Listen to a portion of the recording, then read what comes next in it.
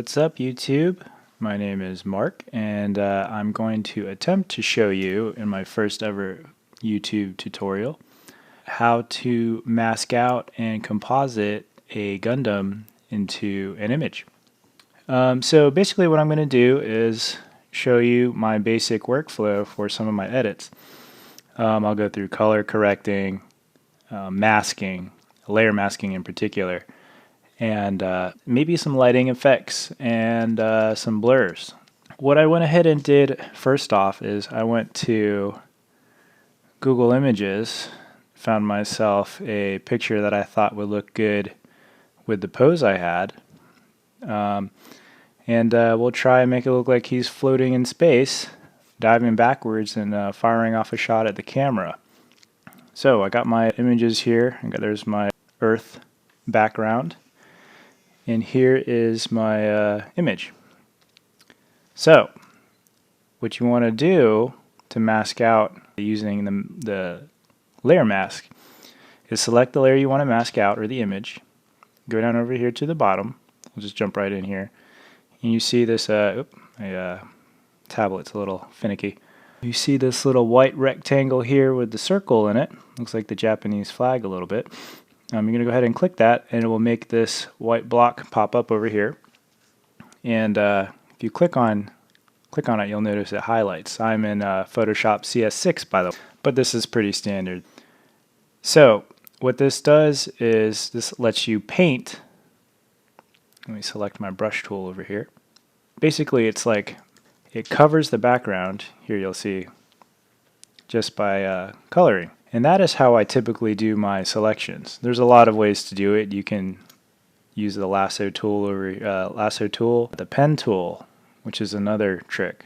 I'll use the pen tool in conjunction with the brush to speed things up. The way masking works is white represents the image, and black takes away, covers the image, or masks the image out.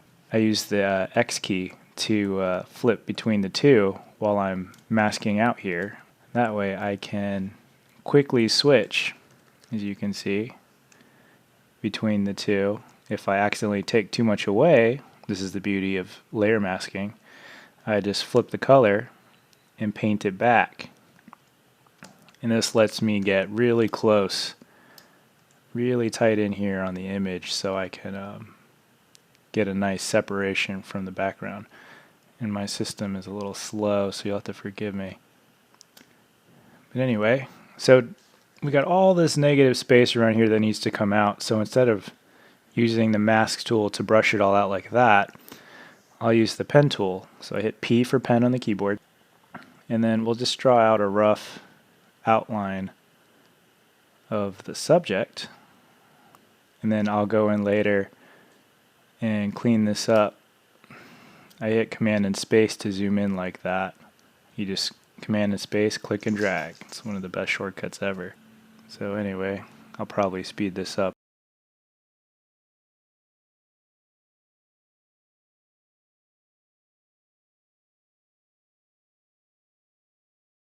And to make this a selection, you just right click or control click on a Mac, and then you go to Make Selection. Doesn't really matter since I'm not doing a really tight, detailed path with the pen tool. I'm just going to hit OK. And boom, there's my selection. So what I want to do is fill all this with my mask layer selected with black. And that will cover up all of this negative space and let the image underneath down here show through. Well, let's go ahead and do that. I actually may have to invert my selection. Select inverse. There we go. That way we're filling this in and not the subject. So filled that by pushing Option Delete, and then Command D to deselect. And boom, look, there we go. Just going to reposition him a little bit more in the center. Maybe even shrink him down just a tad. So we have a lot of fine tuning here to make it look like it matches, but that's basically how you mask using the layer mask. I'm sorry, it's a vector mask. So it took me forever to learn how to do this. When I finally figured it out, my mind was blown. I typically used a very tedious method, destructive method of just simply deleting what I didn't want with the eraser tool. And when I learned about vector masking, I was like, holy crap, why haven't I been doing this? All that wasted time. And it's awesome because if you, oops, you can just paint it right back. So to me, that's probably one of the most powerful tools in Photoshop. So I'm sure there's like a million different ways to select what I'm doing, but this is my process. I enjoy it. It's kind of tedious, therapeutic in a way because you don't think about anything. So one of the things that used to drive me nuts was getting these soft edges when I was making selections, and I could never get it to look right, and it always looked phony because the way I worked was using the lasso tool or the eraser tool. Doing it this way, I bounce between just the regular default round brush or the soft brush. I use the soft round brush to catch those blurry edges, like here on the holographic sight on the beam rifle. I probably have that term wrong, but anyway, that's how you get that blur, that soft edge there effectively. And then you can go over here to the shoulder pauldron and you get a pretty solid edge right there. And that's how you can go from sharp to soft pretty easily, and I think it works pretty effectively. Right now what I do is I'm clicking, holding shift, and then clicking, and what that does is, I'll show you over here so you can see, draws a straight line from point to point. So what I'm doing is, along this edge here, I'm clicking, holding shift, clicking again. It just draws out a straight line.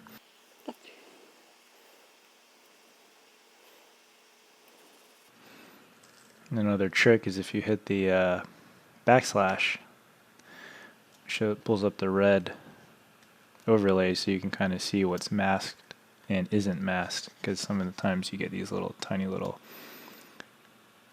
jagged flyaways here that you don't notice.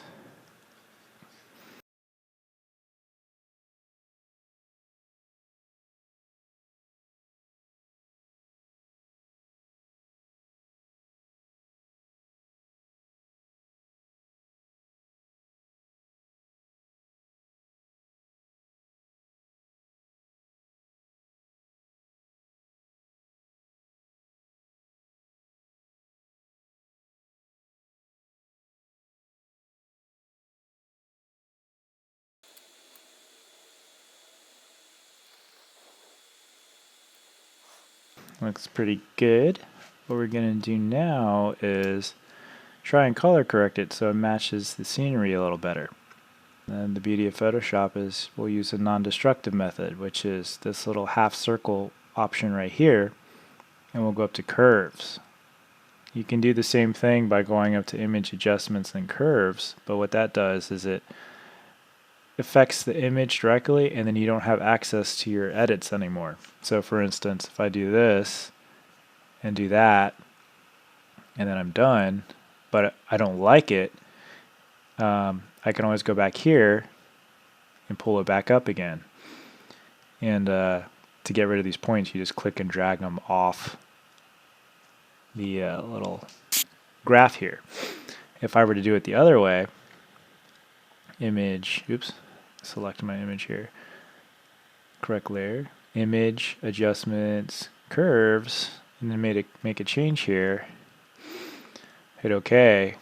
Well, that's it, I'm stuck. This is, I'll delete that for confusion's sake. I'm stuck with it. I can't really change it. If I go back up here to pull it back up again, it's reset.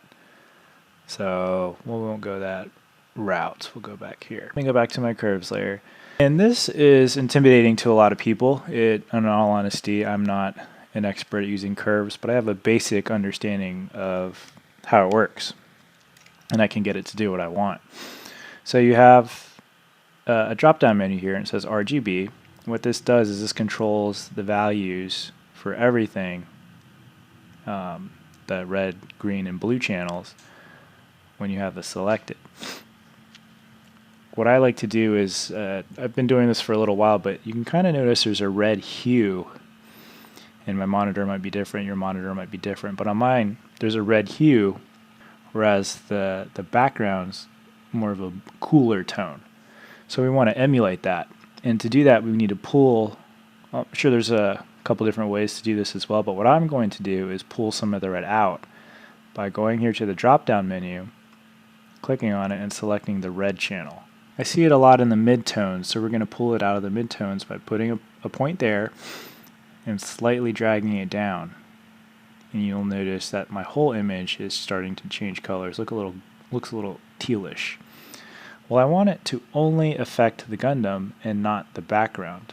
So to do that, I'm going to basically parent this curves layer to my Gundam layer, and we'll do that by right-clicking it and select Create Clipping Mask. So what that does is it constrains all the edits you do in this layer, and it's basically a stencil that only fits around what you cut out earlier here via the mask.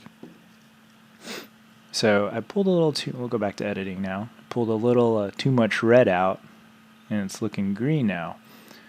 And to remedy that, I'll go to the green channel and gently pull a little bit of that out. There we go. I tried to match the lighting as much as possible with the original shot. That way it makes post-production a little easier. And I think it did an okay job, but you know, there's always room for improvement in here. And there's some more advanced ways of doing it, but I'm not going to get into that in this tutorial. You can set your black point, your white point, and your midpoint, and that'll give you some accurate corrections. But I just like to do this quick and dirty sometimes, so it might not seem really quick, but this is my usual method. So I think that looks pretty good.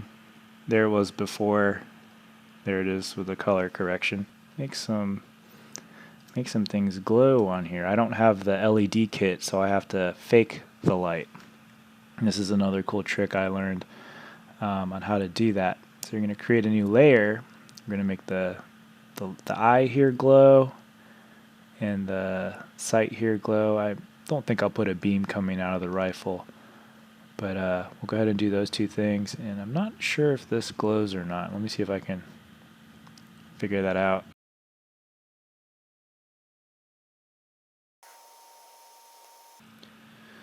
Okay, so I did a quick Google search, and it looks like some of these things, like here, here, and here, are lit. So we're going to go ahead and accomplish that. So, okay, I got a brand new layer. Switch the blending mode to linear dodge, and you set the brush mode to color dodge. And then I just sampled the color that I want to make glow. It's this kind of dark ambery color here. And set my opacity down to about 30. One of the nice little keyboard shortcuts are using the bracket keys. Right bracket, right by the backspace button, makes it bigger. Left bracket shrinks the brush. So all you do is just, once you got that done, make sure you're selecting that layer, all that set. You just go ahead and start painting. I'm using a pad, so the more you tap, the brighter it gets, and you can see it's really starting to show now. So I got that glow there to kind of give it that little glowing aura. Make the brush size pretty big. Just maybe tap on it once or twice. And I'll do the same for right here. Let's zoom in a little bit. Just keep tapping until you start to see a glow. Make it a little bigger. There you go. I think this is more of a red color, so the eyes, so I want to make that We'll try a mid-tone.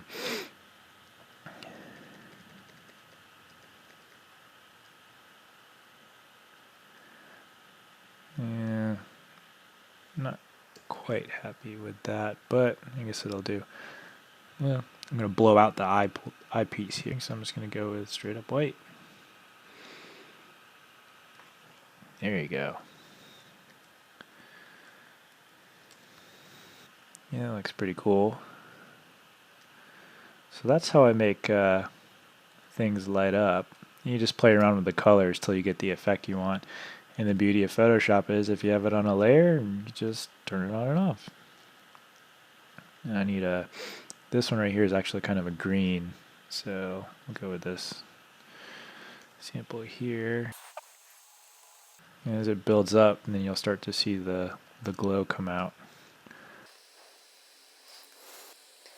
And then if you want to get really fancy, then you can start painting the light onto the armor. And I'll show you what I mean by that. A little red here. Paint that there, and I'll use the layer mask again. Ooh, a vector mask to make it a little more accurate. Let me change the blending mode. And this is another thing I do is I'll play with the blending mode so I see something I like that looks realistic, because I don't know off the top of my head how accurate or what each blending mode exactly does. I have a couple, but not all of them.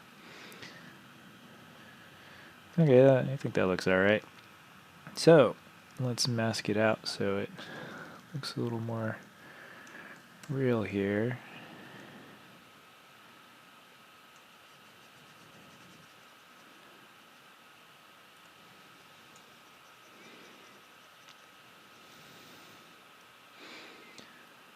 And this is the thing, these little details I think are what make people's Photoshops more believable. So a lot of times people will just cut something out in Photoshop and paste it on another image, but it doesn't look believable because they don't put the time in to add the little glow on the armor. Putting these subtle little details on it helps sell the image, and that's what we're trying to do.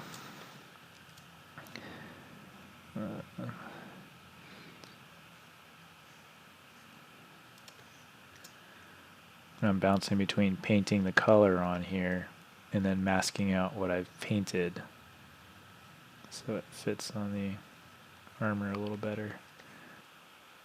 So what I'm going to do to fix that is cut that out of this layer, Command X, and then I'm going to Command Shift V or Control Shift V, paste that painting in place. And see, I know screen brightens things up, so let's screen that. There we go. That's a little brighter. It's a linear dodge. So I'll break these down for you. Photoshop has grouped basically the behaviors together, and I don't know all the artistic terms to describe all of them, but basically everything in this section that's divided right here, lighten whatever is beneath it. This section right here darkens everything beneath it. So you'll get the most benefit out of this section from lighter colors. And something like smoke works great. White smoke on a jet black background. I can put some in here at some point to show you.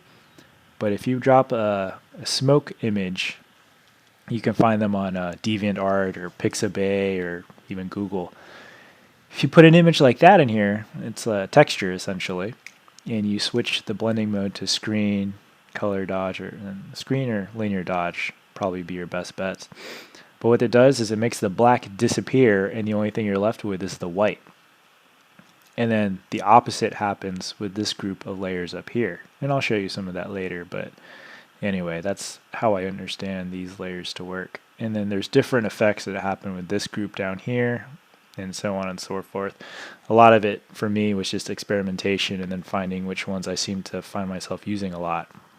I use, well, I won't get into that, but I have my favorites. Anyway.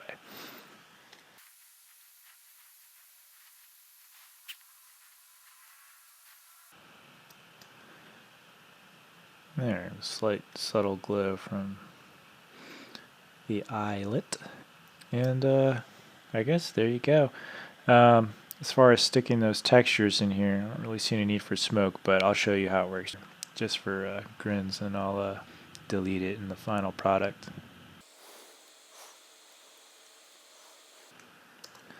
So here's just a picture of smoke that I downloaded off the internet. Got it off a smoke pack. I think I got it in DeviantArt. It's been years. Anyway, so you got the nice solid black background and then the contrasting light smoke here in the front. And that works really well for using the blending modes in the layer panel. So to make it look smoky, you just go screen, for instance, and there you go. As you can see, all the black has disappeared, went transparent, and all you're left now with now is smoke. It's a quick, easy way to do it. If you don't like that, you want darker smoke. Here's another trick. I just go to, let's put this back to normal so you can see what's going on here. And invert the color, so now you have black smoke. And instead of using this, a layer setting from this group, you just go up here to this group and multiply works pretty good. Now I have black smoke. All the white disappeared and you're left with the black smoke. What I'm going to do now is duplicate this guy, give it some sense of motion a little bit by blurring him. Let's do a radial blur, maybe zoom, see what that looks like. Okay, cool. I like that. A little bit of zoomage there.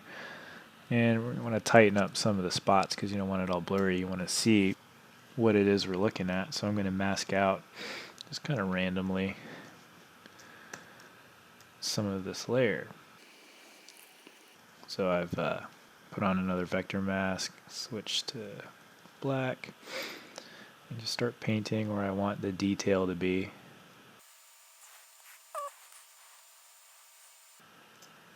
There we go. Well, that's pretty cool.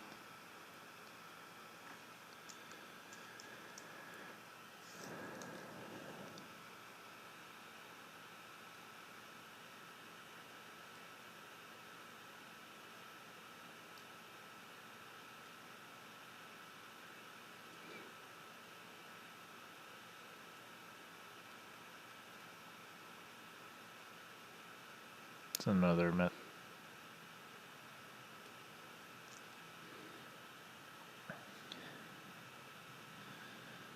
All right, I guess that'll do it. Let's all